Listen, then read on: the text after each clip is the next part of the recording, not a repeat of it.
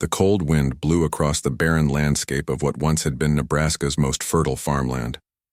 Major Alan Wright pulled his coat tighter as he looked up at the gray sky. Earth in 2387 was not the planet of hope and dreams that old history books described. For over a century, humanity believed they were alone in the universe. After decades of silence from the stars, space exploration had become nothing more than a forgotten dream, replaced by the daily struggle to survive on a planet damaged by climate disasters. Wright walked toward the underground entrance of the United Earth Defense Force headquarters. The facility was built beneath the surface to protect it from the increasingly violent storms that swept across North America. As he scanned his badge and pressed his palm against the security panel, he thought about the strange report that had landed on his desk yesterday. "Major Wright, they're waiting for you in conference room B," said the young lieutenant at the security desk. Wright nodded and walked down the long corridor lined with screens showing weather patterns, resource allocation charts, and defense system statuses. The world was united now, but not because of shared ideals or dreams. Survival had forced cooperation. In conference room B, 3 people sat around a table covered with data pads and holographic projections. Admiral Frank Miller, the stern-faced head of Earth Defense, stood as Wright entered. "Major, glad you could join us," Miller said, gesturing to an empty chair. "You've met Dr. Olivia Grant, I believe." The woman with short gray hair nodded at Wright. She was Earth's leading expert in deep space communications, though there hadn't been much to communicate with lately. "And this is Kyle Parker from the Kuiper Belt Monitoring Station," Miller continued, pointing to a thin man with tired eyes. Wright sat down. "Sir, I read the report, but I'm still not clear on what exactly we found." Parker tapped on his data pad, and a complex waveform appeared in the air above the table. "3 days ago, our sensors picked up this signal during a routine scan. At first, we thought it was just background radiation, but Dr. Grant noticed a pattern." Dr. Grant leaned forward. "It's artificial, Major. Someone made this signal." Wright felt his heart beat faster. "Are you saying we've detected alien communication?" "Not exactly," Grant said. "It's more like we detected the absence of communication. This is a jamming signal, Major. Very advanced, very powerful, and it's been surrounding our entire solar system for at least 200 years. Wright looked at the Admiral, whose face remained unreadable. "A jamming signal? Who would jam Earth? And why?" Admiral Miller stood up and walked to the wall screen. "That's what we need to find out. I'm authorizing a mission to the source of the signal. According to Parker's data, it's coming from a small object at the edge of the Kuiper Belt. We've named it Blackout Station," Parker added. Wright studied the data. "So someone put a device out there to cut us off from the rest of the universe? That doesn't make sense. We've been sending signals into space since the 20th century. And yet we never got an answer," Dr. Grant said quietly. "What if that wasn't because nobody was out there, but because nobody could hear us? And we couldn't hear them?" The idea sent a chill down Wright's spine. He had grown up in a world that had given up on the stars. After the climate crisis began in the mid-21st century, space programs were the first to lose funding. Earth turned inward, focused on survival. The idea that this isolation might have been forced upon them was disturbing. "When do we leave?" Wright asked. "Tomorrow," Miller replied. "You'll take our fastest ship, the Horizon. Dr. Grant will accompany you. This is strictly information gathering. Do not engage with anything or anyone you might find." The Horizon cut through the darkness of space, its fusion engines pushing it toward the edge of the solar system faster than any human ship had traveled before. Major Wright stood on the bridge watching as the tiny dot that was Earth disappeared behind them. Dr. Grant worked at her station, analyzing the signal that grew stronger as they approached its source. After 3 weeks of travel, they finally reached their destination. "There it is," Wright said, looking at the main screen. Floating in the emptiness was a small dark object. It wasn't natural. Its surface was too smooth, too perfect. Lights blinked across its hull in patterns that seemed almost like a language. "It's definitely artificial," Dr. Grant confirmed. "And very old. The materials analysis suggests it's been here for at least 2 centuries. Wright frowned. "But that would mean it was placed here before we even reached Mars," Exactly, Grant said. Someone knew about us long before we knew about them, and they decided to isolate us. The horizon moved closer to the alien device. It was roughly the size of a small building, with antenna-like structures extending from its core. "I'm detecting a power surge," the ship's pilot called out. "It's reacting to our presence."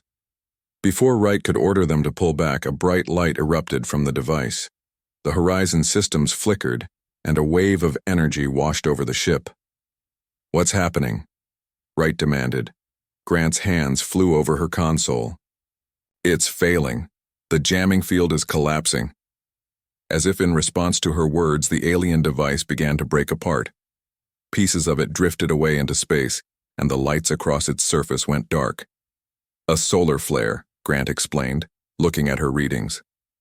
"A massive one just hit this region. It must have damaged the device beyond its ability to repair itself." Wright watched as the alien technology died before their eyes. "Let's collect what we can. Admiral Miller will want to see this."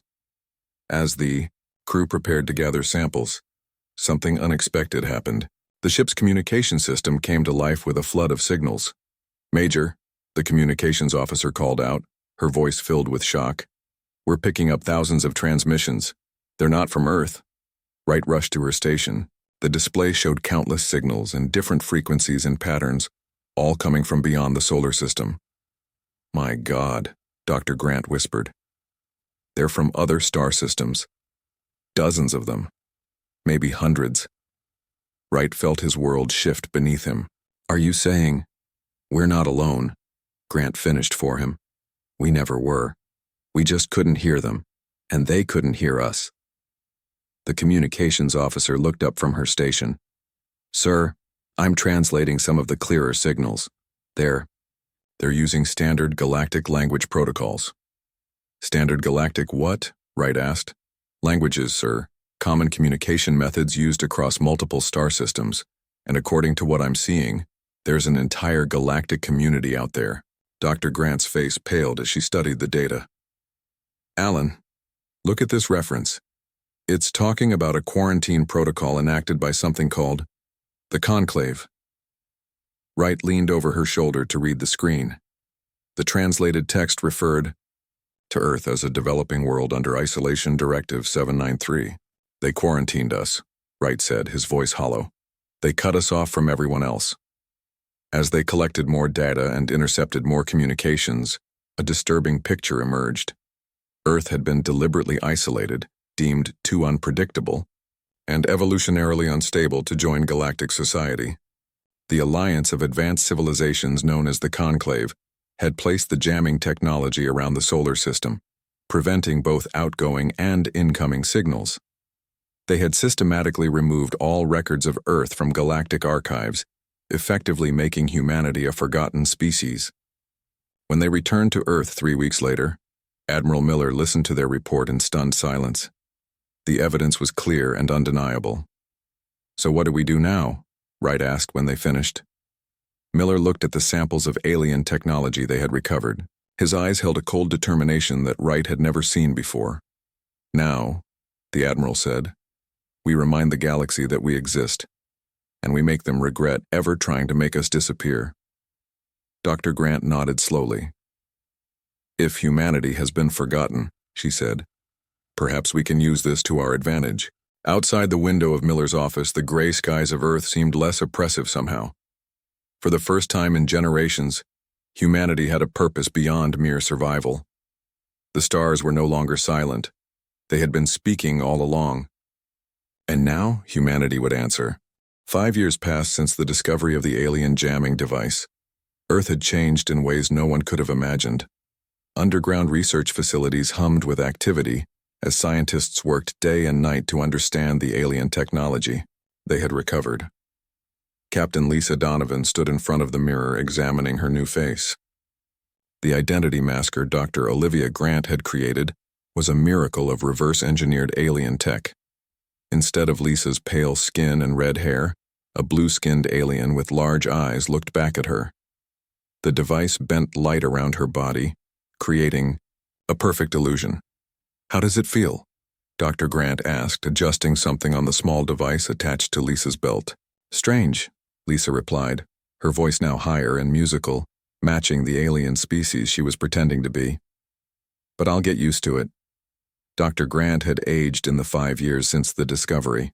Her hair was completely gray now, and lines of worry marked her face, but her eyes still burned with the same determination. Remember, Grant said, you're now Kira Voss, a merchant from the Centauri colonies. The identity will hold up to basic scans but avoid any deep medical examinations. Lisa nodded. How are the others doing with their maskers? See for yourself. The door opened, and 2 aliens walked in. One was tall and thin with green skin. The other had 4 arms and orange scales. Lisa almost reached for her weapon before recognizing the walk of the green alien. Paul, is that you? She asked. The green alien smiled with too many teeth. In the flesh. Well, sort of. Paul Garcia had been Earth's best computer expert before joining the mission. Now he looked nothing like the friendly, round-faced man Lisa had trained with. And I'm guessing you're Nathan? Lisa said to the 4-armed alien. Correct, replied Nathan Baker, Earth's leading expert on the alien cultures they had learned about through intercepted communications. How do I look? Like something from a nightmare, Lisa said honestly. But that's good. We need to blend in. A screen on the wall lit up, showing Vice Admiral Samantha Reed. Her stern face looked tired, but her voice was strong. Captain Donovan, is your team ready? She asked. Lisa straightened her back. Yes, ma'am, we're prepared for departure. Good. The Phantom is waiting for you in Hangar 3. Remember your mission. Infiltrate Nexus Prime. Gather all information you can about the Conclave and their technologies, and return home undetected. We won't let you down, Lisa promised. Reed's expression softened slightly. This is the most important mission in human history. What you learn could determine the survival of our species. Be careful. The screen went dark. Lisa turned to her. Team, let's go make history, she said. The Phantom was unlike any ship Earth had built before. Small, sleek, and completely black, it absorbed light rather than reflecting it. Its engines made no noise and left no trail. The perfect vessel for a stealth mission. Lisa sat in the captain's chair as they approached the massive space station known as Nexus Prime. From intercepted communications, they knew it was the heart of galactic civilization, where representatives of thousands of species met to trade and share information. Status? Lisa asked as the station grew larger on their screen. Identity signals broadcasting, Paul reported from his station. According to their systems, we're a trading vessel from the Centauri colonies, bringing rare minerals. Nathan studied the station with wide eyes. It's even bigger than we thought. Look at those docking bays. They could hold hundreds of ships the size of ours. The Phantom slipped into the busy traffic around Nexus Prime. Ships of all shapes and sizes moved, in orderly patterns directed by automated systems. Lisa felt a mixture of awe and fear as they approached. Humanity had been alone for so long, and now they were about to enter a community of thousands of alien species. Docking permission granted, Paul announced. We're in. The ship landed smoothly, in a docking bay filled with vessels from across the galaxy. Lisa took a deep breath before standing. Remember your training, she told her team. We're here to observe and gather information. Avoid unnecessary contact. We meet back at the ship in 12 hours. They nodded, their alien faces showing determination. And may God help us, Nathan added quietly. Lisa walked through the crowded main plaza of Nexus Prime, trying to act as if she belonged. The station was a wonder of technology and diversity. Aliens of all shapes and sizes moved through the wide corridors. Some floated above the ground, others crawled along the walls. Shops and restaurants offered goods and services from 1,000 worlds. Her mission was to find information about the Conclave leadership. According to their intelligence, the Conclave maintained a central chamber somewhere on the upper levels of the station. Excuse me, a voice said beside her. Your identification, please. Lisa turned to see a tall, reptilian alien in a uniform, a security officer. Her heart raced, but she kept her face calm as she handed over her fake identification card. The officer scanned it with a device on his wrist, then handed it back. "Thank you, Merchant Voss. Enjoy your stay at Nexus Prime." Lisa nodded and continued, walking, her legs feeling weak. The disguise had worked. She was passing as an alien. Using the map Paul had downloaded to her personal device, she made her way to the upper levels. The crowds thinned as she reached more restricted areas. Soon, she found herself in a quiet corridor, with doors leading to what appeared to be offices. One door was marked with symbols they had identified as belonging to the Zorthan Empire, the dominant species in the Conclave. Using a hacking device disguised as a communications tool, Lisa bypassed the security and slipped inside. The office was empty. Lisa quickly connected her device to the alien computer terminal and began downloading files. The language was strange, but their translation software would decode it later. As data flowed into her device, Lisa noticed one file that seemed to be accessed frequently. She opened it and waited for the rough translation to appear. Her blood ran cold as she read the words. Earth Harvest Protocol, Final Phase. Planetary assessment shows resource depletion proceeding as expected. Native species continuing role as caretakers. Estimated completion, 50 Earth years. Begin preparation for colonization teams. Lisa stared at the screen in horror. The quarantine wasn't just to keep humans isolated. It was to keep them in place while they unknowingly prepared their planet for alien colonization. She downloaded everything she could find related to the Harvest Protocol and disconnected her device. She had to get this information back to Earth. In another part of the station, Nathan was posing as a cultural researcher, accessing the station's public archives. What he found confirmed their worst fears. Earth wasn't just quarantined, it had been erased from history. Any mention of humans or Earth had been systematically removed from all galactic records. Meanwhile, Paul had infiltrated a maintenance area, where he was gathering data on the station's systems and defenses. If humanity ever needed to fight, this information would be crucial. As the 12-hour mark approached, they made their way back to the Phantom. Lisa arrived first, followed by Paul, but Nathan was late. "Something's wrong," Lisa said, checking the time. "He should be here by now." The communication device buzzed. Nathan's voice came through, sounding rushed and frightened. "My masker is malfunctioning," he whispered. "The power cell is failing. I'm trying to get back, but there's a security sweep." "Happening," Lisa cursed under her breath. "Hold tight. We're coming to get you." "No," Nathan said firmly. "Get the ship ready to leave. I'll create a distraction to cover your escape." "We're not leaving you behind," Lisa insisted. "You have to. The information we've gathered is too important." Before Lisa could argue further, alarms began to sound throughout the station. Nathan had been discovered. Lisa and Paul rushed to prepare the Phantom for immediate departure. As they powered up the engines, Nathan burst into the docking bay, running toward the ship. Behind him, security officers fired weapons that left scorch marks on the floor. "Go! Go!" Nathan shouted as he leaped through the closing door of the Phantom. The ship shot out of the docking bay, its stealth systems engaging as soon as they were clear of the station.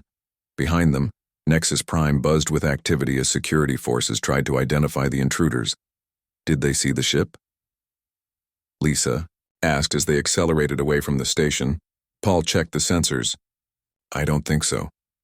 The stealth systems were active before we cleared the bay." Nathan collapsed into a chair, his masker now completely failed, revealing his human face. "That was too close," he gasped. "Did you get what we needed?" Lisa asked. Nathan nodded grimly. "Yes, and it's worse than we thought. The Conclave doesn't just want to keep us isolated. They're planning to harvest Earth. To them, we're nothing but primitive caretakers preparing the planet for their eventual colonization." Lisa's jaw tightened as she set course for Earth. "Then we need to get this information back home. It's time humanity showed the galaxy exactly how primitive we are." As the Phantom disappeared into the darkness of space, They didn't notice the small tracking device that had attached itself to their hull during their escape. Their infiltration had not gone as undetected as they thought. The Phantom landed in the underground hangar of Earth's main defense base. As soon as the doors opened, medical teams rushed in to check Captain Lisa Donovan and her crew. Meanwhile, armed guards secured the ship and the valuable information it carried.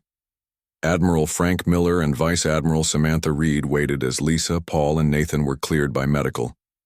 Their faces showed a mixture of relief and concern.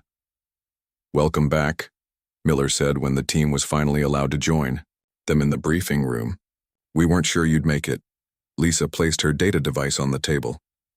"Sir, what we found is worse than we imagined. The Conclave didn't just isolate us. They planned to take our planet." Dr. Olivia Grant connected the device to the main computer. Images and text appeared on the large screen, translated from the alien language. "According to these files," Nathan explained, "Earth was never quarantined for our protection. We were being preserved, like animals in a zoo, or more accurately, like livestock being fattened for slaughter." Paul nodded grimly. "The Zorthan Empire, the dominant species in the Conclave, sees Earth as nothing but a resource to be harvested. They've been waiting for us to develop the planet to a certain point before they come in and take everything." Admiral Miller's face hardened as he read through the files. "How long until they plan to harvest?" 50 years, Lisa replied. "Maybe less now that we've been discovered." Vice Admiral Reed leaned forward. "Were you followed?" Lisa hesitated. "I don't think so, but I can't be sure. We activated our stealth systems as soon as we left Nexus Prime." Reed exchanged a glance with Miller. "We need to assume the worst. If they know where we are, they'll be coming to investigate." "Then we need to be ready," Miller said. He stood up and walked to the window, looking out at the underground facility, where Earth's small fleet of warships was being built. "For 5 years we've been developing weapons and ships based on the alien technology we recovered. It's time to see if our work has paid off." 3 months later, Earth's defenses were as ready as they could be. New weapons had been installed on satellites around the planet. The fleet, though small, was equipped with technology reversed engineered from alien designs but with uniquely human modifications. Vice Admiral Reed stood on the bridge of Earth's flagship, the Defiance. Unlike the sleek, standardized ships of the Conclave, Earth vessels emphasized adaptability and unpredictability, precisely what made the aliens fear humans in the first place. "Contact approaching," the sensor officer announced. "Single vessel entering the solar system near Neptune." Reed straightened her uniform. "This is it, battle stations." The crew moved with practiced efficiency as the ship powered up its weapons and shields. Across the fleet, 7 other vessels did the same. "The alien ship is transmitting a message," the communications officer said. "It's addressed to the native inhabitants of the 3rd planet." Reed nodded. "Put it on screen." The image of a reptilian alien appeared. Its scales were a deep green and its yellow eyes had vertical pupils that narrowed as it looked at the humans on the screen. "I am Inspector Drax of the Conclave Oversight Committee," the alien said in a surprisingly good approximation of English. "We have detected unauthorized technology use in this system. According to our records, your species is restricted to planetary development only. Explain yourselves." Reed stepped forward.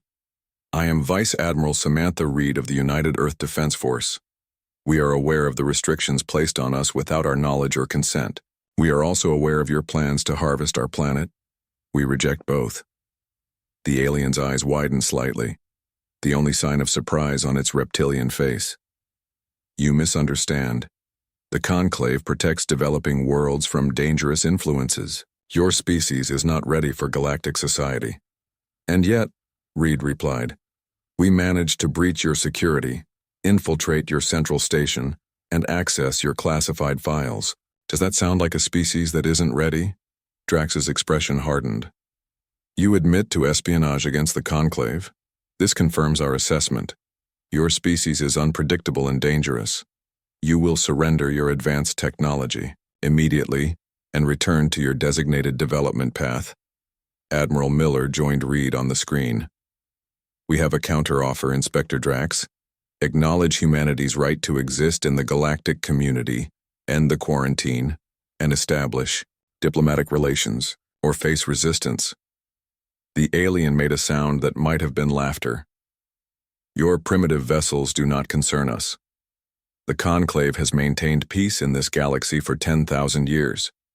Your resistance would be brief and futile. Miller smiled, thinly. We'll take our chances. The screen went dark as the transmission ended. They're powering weapons, the sensor officer reported. Reed nodded. So much for peaceful inspection. All ships, engage according to Plan Delta. Let's show them what humanity can do.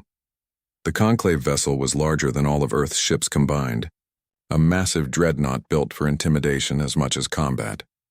Its first attack was a sweeping energy beam that should have disabled the human fleet systems. Instead, the Earth ships scattered in different directions, their shields flickering but holding. Dr. Grant's adaptive shield technology was working. The shields learned from each attack, becoming stronger against that specific energy pattern. Return fire, Reed ordered. Pattern Alpha. The Defiance fired its main weapon, a modified version of the alien jamming technology, now weaponized to disrupt the enemy's systems rather than communications.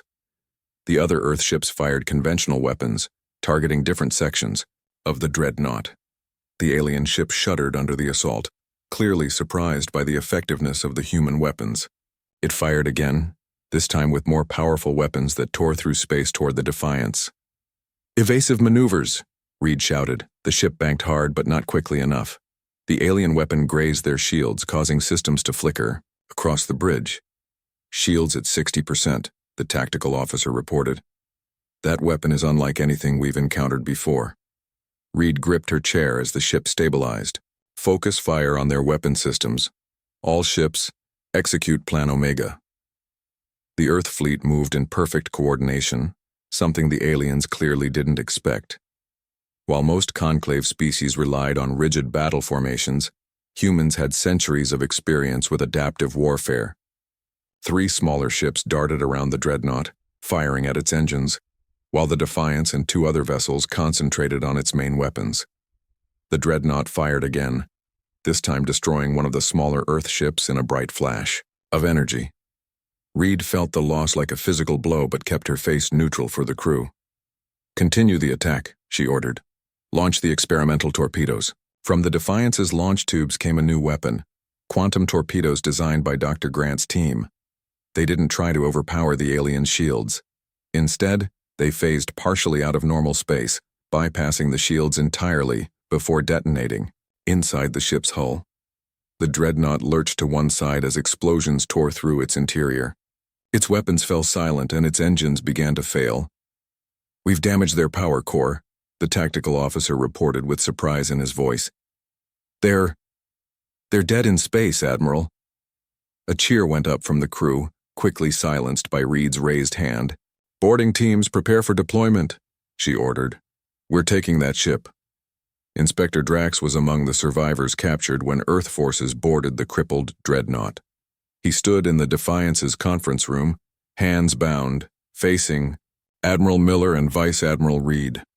Your resistance is impressive but meaningless, he said, his voice cold. The Conclave will send more ships when this one fails to report back.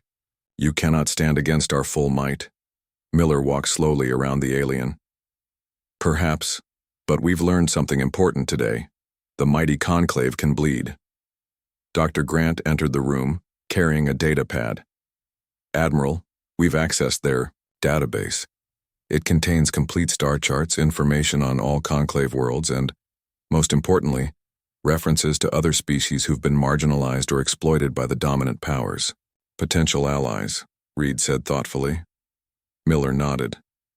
Captain Donovan, prepare your team. You have a new mission. Make contact with these other species, particularly these Tellurians. The files say they were nearly wiped out by the Conclave. Centuries ago, they might be interested in joining forces. Drax hissed, a sound of pure contempt. You think you can turn species against the Conclave? We have maintained peace for millennia. Peace for whom? Miller asked. For the powerful? For the Zorthan Empire? Not for Earth, not for the Tellurians. Not for any species that didn't fit your idea of what the galaxy should be. He turned to read. Prepare a message for broadcast on all frequencies we can access. The galaxy should know that Earth has broken its chains, and we won't be forgotten. Again. As Drax was led away, Reed looked at the star chart now displayed on the main screen. Thousands of stars, thousands of worlds. For the first time in centuries, humanity was looking outward again. The war has just begun, she said quietly. But at least now we're fighting. 6 months after Earth's victory over the Conclave inspection ship, humanity faced new challenges. The captured alien vessel had provided valuable technology and information, but it also brought internal conflict to a species united by survival for so long. General Eric Bennett stood before the United Earth Council, his voice rising as he pointed to the star charts displayed on the wall. We have the coordinates of 12 conclave worlds, he said. Lightly defended mining colonies and outposts. I propose we strike them now before the conclave realizes what we're capable of. Dr. Olivia Grant shook her head. That would make us the aggressors, Eric. We'd be confirming everything the conclave has said about humanity being dangerous and unpredictable. Bennett's face reddened. They plan to harvest our planet. They erased us from history. And you want to take the moral high ground? Admiral Frank Miller raised his hand for silence. Though his hair had gone completely white in recent months, his voice remained strong and commanding. Both perspectives have merit, he said. But our immediate priority must be breaking the quarantine completely and establishing humanity as a legitimate galactic power. Vice Admiral Samantha Reed nodded in agreement. We've received a transmission from Captain Donovan. The Tellurians have agreed to meet with her team. If we can form an alliance with them and other subjugated species, we might stand a chance against the full might of the conclave. The council chamber fell silent as the members considered their options.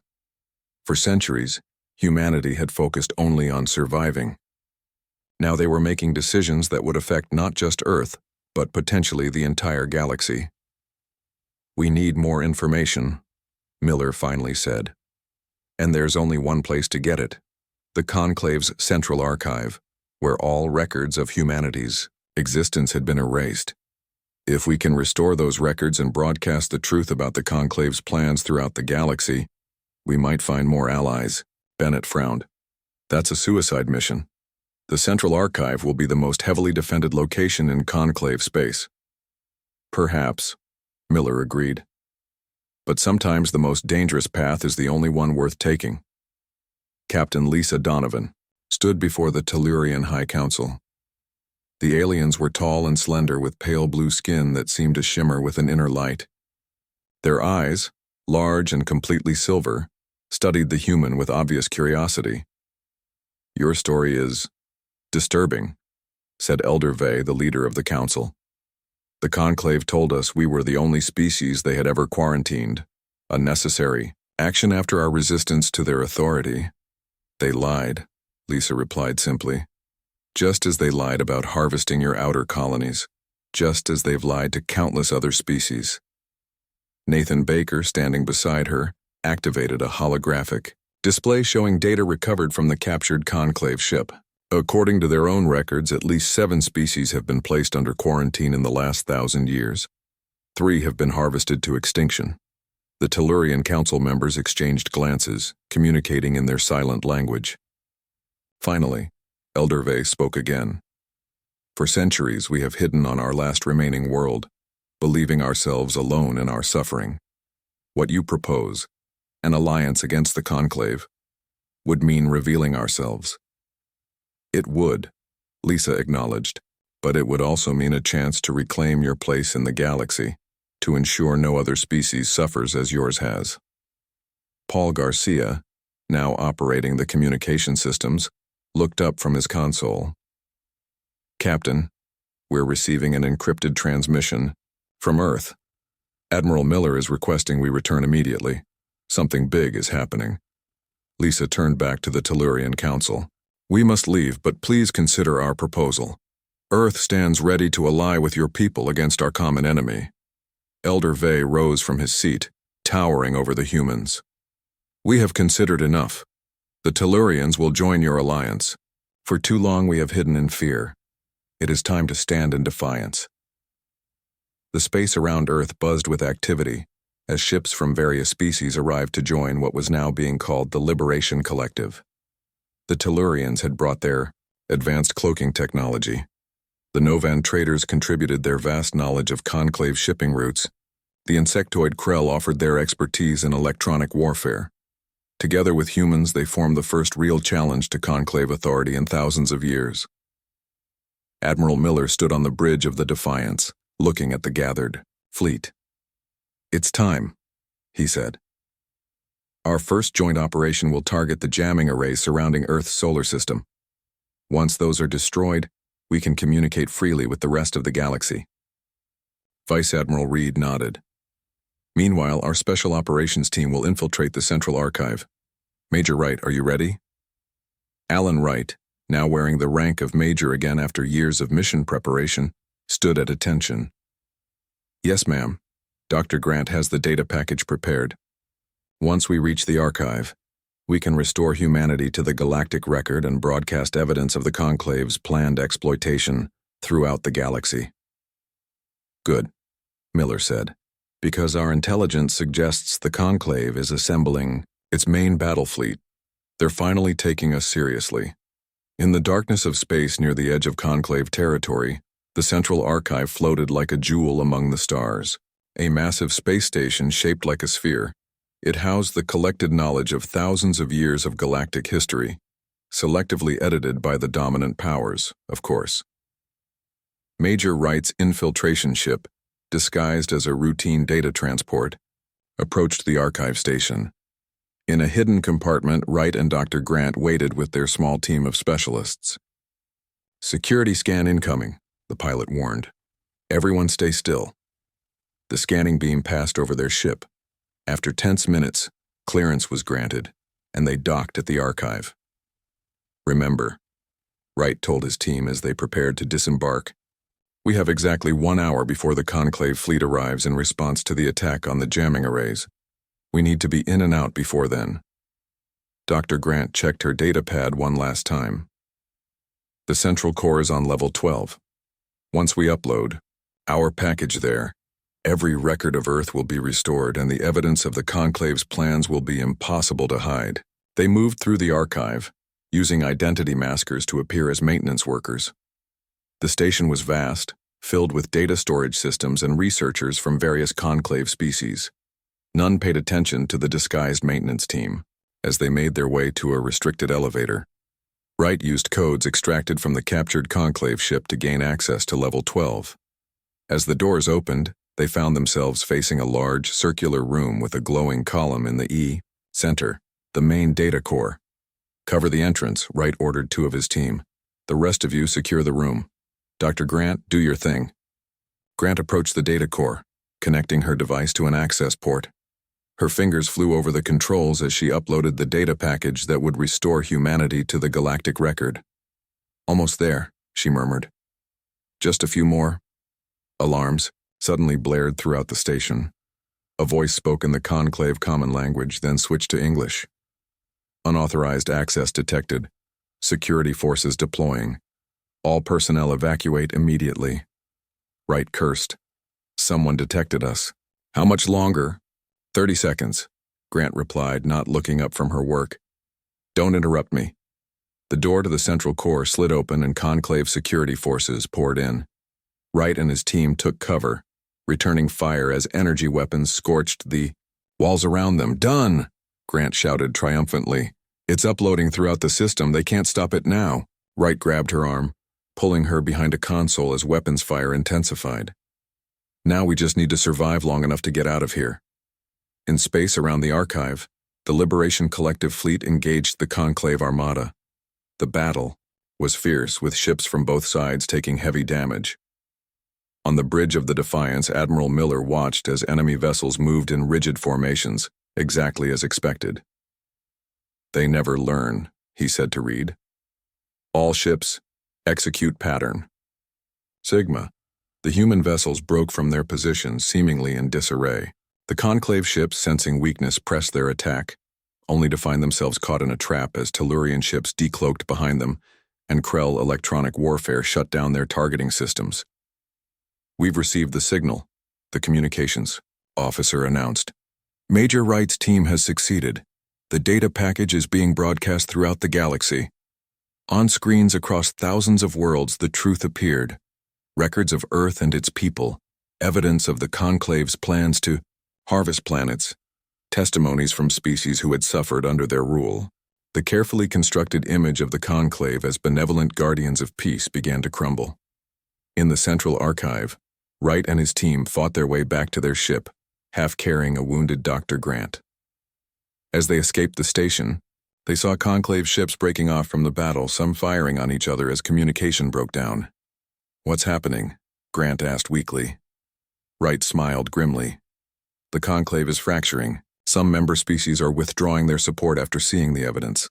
The more ethical ones never knew what their leaders were doing." As their ship rejoined the Liberation Collective fleet, Wright looked back at the archive, now surrounded by confusion and chaos. "They tried to make us disappear," he said, quiet.